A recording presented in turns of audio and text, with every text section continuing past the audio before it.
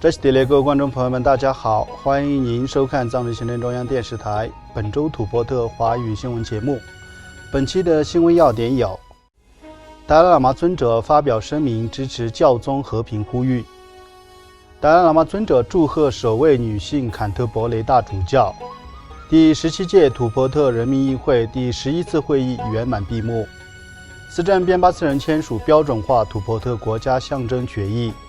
司政边巴次仁致函祝贺宁波尔新任总理。每周回顾90华诞及慈悲年庆祝活动。下面请看详细内容。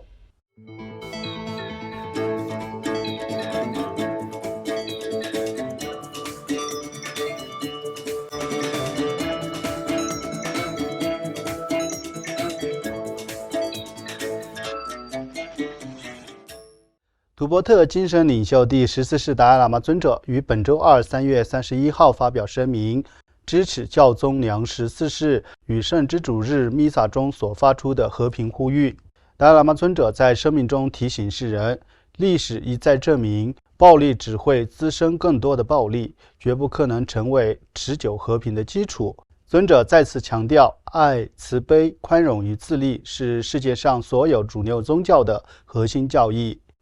尊者还指出，任何冲突的长远解决之道，包括目前在中东地区或俄罗斯与乌克兰之间所看到的冲突，都必须建立在对话、外交与相互尊重之上，并且要始终牢记，在人类最深层的本质上，彼此皆为兄弟姐妹。在声明最后，尊者为结束暴力与冲突进行了祈愿。另外，达赖喇嘛尊者还于上周六3月28号致函沙拉穆拉利，祝贺他正式就任为第106任坎特伯雷大主教。达赖喇嘛尊者在贺函中指出，当今正是人类基本价值受到考验的时期，因此宗教领袖肩负着重申这些基本价值的特殊责任。尊者还写道，他很高兴得知沙拉穆拉利成为首位领导圣公会的女性，因此他深信，一个有更多女性担任领导角色的世界将会更加理解彼此，更加和平，并且为女性在领导领域带来了希望之光。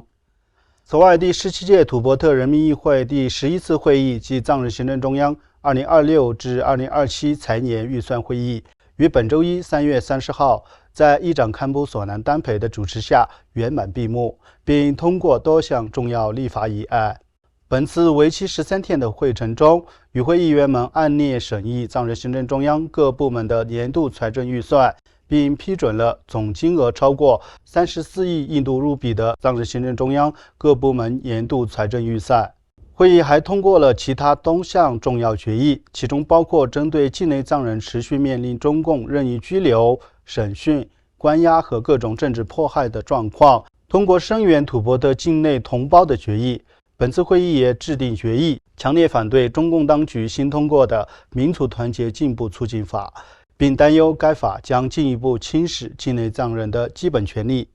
此外，会议还制定了悼念达赖喇嘛尊者的弟弟阿里荣波切丹增曲杰的决议案。该议案赞扬了阿里荣波切生前为土伯特自由事业做出的贡献。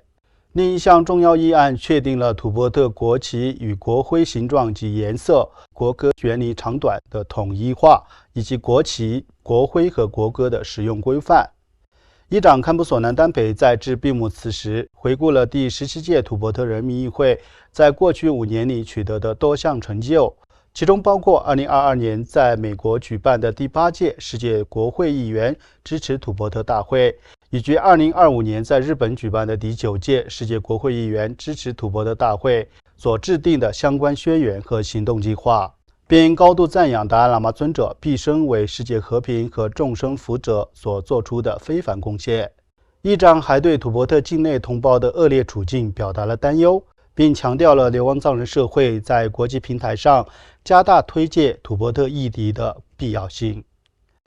与此同时，在第17届土伯特人民议会第11次会议上通过的土伯特国旗、国徽及国歌使用规则及条例后，司政边巴次仁于本周二3月31号在彩色印制的土伯特国旗及国徽预留的边缘处签名，作为献词认证。司政在签署后接受本台采访时表示，对土伯特国旗、国徽及国歌使用进行统一规范，对于彰显土伯特在中国入侵之前作为独立国家的历史地位具有重要意义。资政同时指出，自桑多荣布切担任藏日行政中央的政治领导人以来，类似的规则与条例曾2度制定实施。资政还指出，统一规范后的土伯特国旗、国徽及国歌版本将于今年5月正式颁布，供公众使用。与此同时，藏日行政中央司政边巴次仁于上周六3月28号代表全体土伯特人民致函尼泊尔新任总理巴伦德拉沙阿，表达诚挚祝贺。司政边巴次仁在贺函中赞扬巴伦德拉沙阿作为最年轻总理的历史性成就，并认为这象征着尼泊尔年轻一代的愿景与抱负。他还强调了尼泊尔与土伯特之间拥有跨越世代、根深蒂固的历史与精神纽带，并指出这些联系因流亡尼泊尔的藏人而得到进一步的巩固。在贺函最后，司政还对尼泊尔政府和人民表达了诚挚的谢意。请继续收看本期节目的最后一则消息。在土伯特精神领袖第14世达赖喇嘛尊者9世华诞及慈悲年之际，世界各地的藏人和支持者在过去的1周持续通过各类活动推广尊者的慈悲理念。为了响应这一倡议，位于印度北部西马歇尔邦库鲁马纳尼藏人定居点的9世华诞组委会于近日举办了为期3天的图片展览，并组织有关达赖喇嘛尊者4大人生使命的讲座，以及向当地学生推广社会、情绪、伦理学习课程。西马歇尔邦前议员拉韦塔库尔作为主宾为展览揭幕。他在致辞时赞扬了达赖喇嘛尊者对非暴力理念的坚持和推广。与此同时，在藏日行政中央驻伦敦代表次仁央金的指导下，伦敦周末藏语学校的家长委员会启动了一项每周分组奖励计划，鼓励学生在学校积极使用藏语。该项目体现了通过在家庭、学校和整个藏日社区中加强个人努力，以此保护和弘扬土伯特独特的语言及文化认同，惠及未来时代的承诺。观众朋友们，以上就是本期节目的全部内容。欲了解更多有关土伯特境内外的讯息，请登录屏幕下方的网址。感谢您的收看，我们下期节目再会。